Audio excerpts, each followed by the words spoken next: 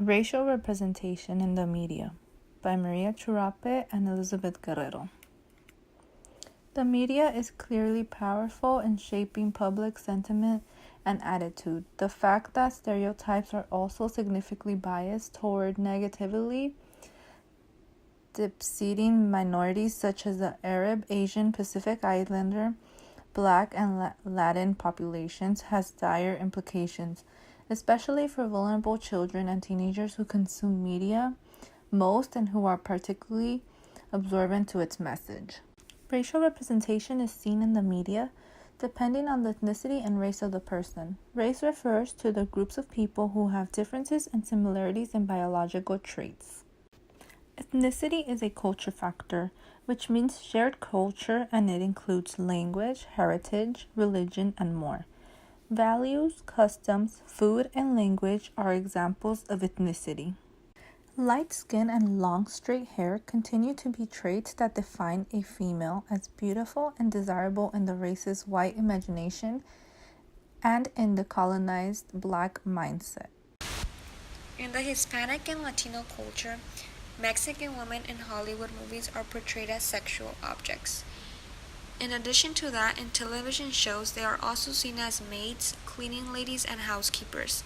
For example, in the movie Roma, the leading actor is seen as a Mexican maid. Now we jump forward to blacks in media representation. Black men are being portrayed as inherently angry, potentially violent, and sexually aggressive. The media sensualizes gang violence, shooting, and drugs. Black females and males aren't casted as role models because white people are afraid of dominance.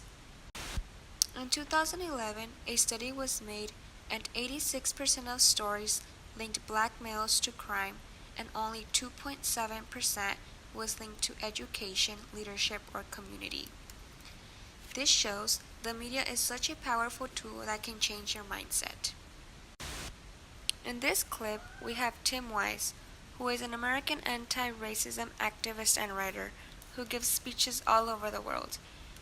In this video, he talks about whether is there a secret agenda against the blacks, in other words, racism in media.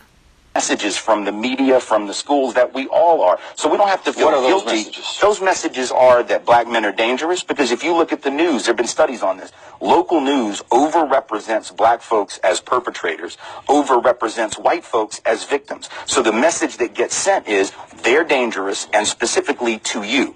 They are not only bad people, they're going to hurt you. So therefore, we want to keep them on that side of town. We want to keep their children in those schools over there. We don't want to work around them. We don't want to live around them, et cetera, et cetera. So I think that message comes through loud and clear in the way that media represents people of color. You know, whenever thinking about Tamir Rice, the 12-year-old child that was shot in Cleveland by police, when that happened, what did they do? The first news story in Cleveland that made a big splash was about Tamir Rice's parents and the history of domestic abuse and criminality among his parents, not about the cop that killed him. We talk worse about black victims than we do white.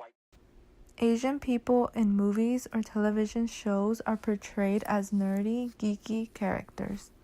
Asian parent characters are seen as strict and harsh on their children, and that's known as a stereotype. This is known as a tiger parenting, which is parents putting pressure and demanding their children to do well.